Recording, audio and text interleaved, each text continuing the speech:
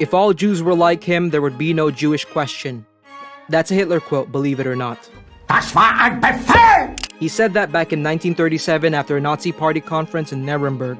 Hitler asked those in attendance in Linz, Austria about a certain Eduard Bloch, referring to him as an edelj, a noble Jew. Who exactly is this Jewish man, and how did he get this unusual exception from none other than Hitler himself?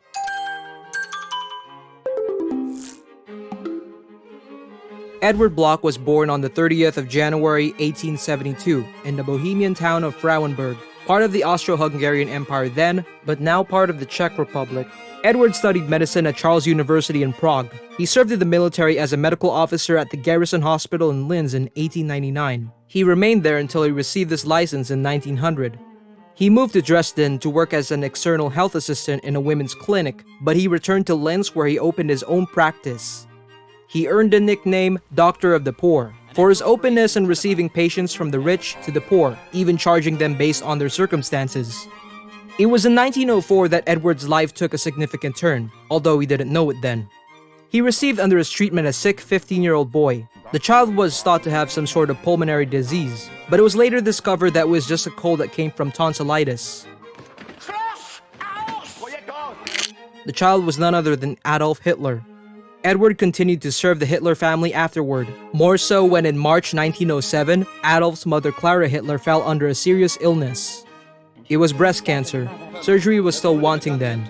The operation failed. Eduard tried to cure Clara with the only treatment left, the antiseptic iodoform. It was very painful and it emitted a horrible stench. Dann platzt der Schädel. It did not cure Clara. It only poisoned her. 9 months later, on the 21st of December 1907, she passed away. A few days after her funeral, Clara's children came calling to express their thanks. Adolf said to Eduard, "I shall be grateful to you forever." And aware of the Hitler's poverty, Eduard charged them the minimum and sometimes offered them free treatment. They then went their separate ways, but Adolf still maintained contact in some ways. In 1908, he sent Eduard 2 postcards with a landscape he had painted himself. He was now trying to become a professional artist in Vienna. Ich habe mich klar genug ausgedrückt! The first was signed, "Yours, always faithfully, Adolf Hitler." The second, a New Year's greeting hand-painted by Adolf himself, read, "The Hitler family sends you the best wishes for a happy new year. In his everlasting thankfulness, Adolf Hitler."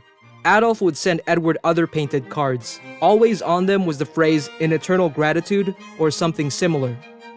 In 1914, World War I broke out. Eduard enlisted as a military doctor, again in a hospital in Linz. He was the main doctor this time, and his wife, Lily, worked as a Red Cross nurse. After the war, Eduard was appointed as a health advisor for His Excellence.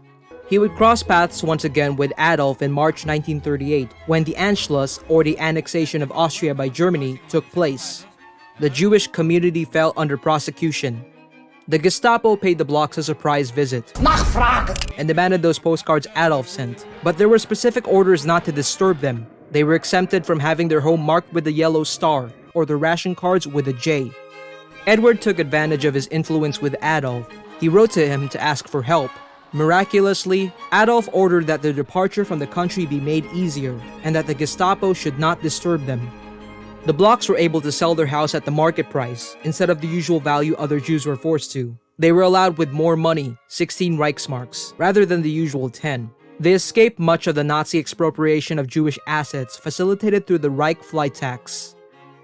Ja, vielleicht schon dort! The family eventually settled in the Bronx, New York City in the United States. He was no longer able to practice medicine since his license in Austria-Hungary was not recognized. His arrival was met with curiosity. The Office of Strategic Services, the predecessor of the CIA, questioned Eduard about the German Chancellor's childhood. In March 1941, the Collier's Weekly published a 2-part essay, My Patient Hitler, written by Eduard Bloch, the Jewish doctor that Hitler spared. He surprisingly offered a positive portrait. According to him, Adolf was a quiet, well-mannered, neatly dressed young man. Not incredibly excellent in his academics, but he had a keen interest in history and the arts. Eduard referred to Adolf as the saddest man he had ever seen when he learned of his mother's cancer. It was initially theorized that Edward's failed treatment of Clara sparked this hatred of Jews, but most historians argued that his anti-Semitism grew out of the humiliating Treaty of Versailles that crippled Germany between the two world wars. On June 1st, 1945, Edward, the only noble Jew of Linz, died of stomach cancer, barely a month after Adolf committed suicide in his Berlin bunker. Muss in Deutschland kommen!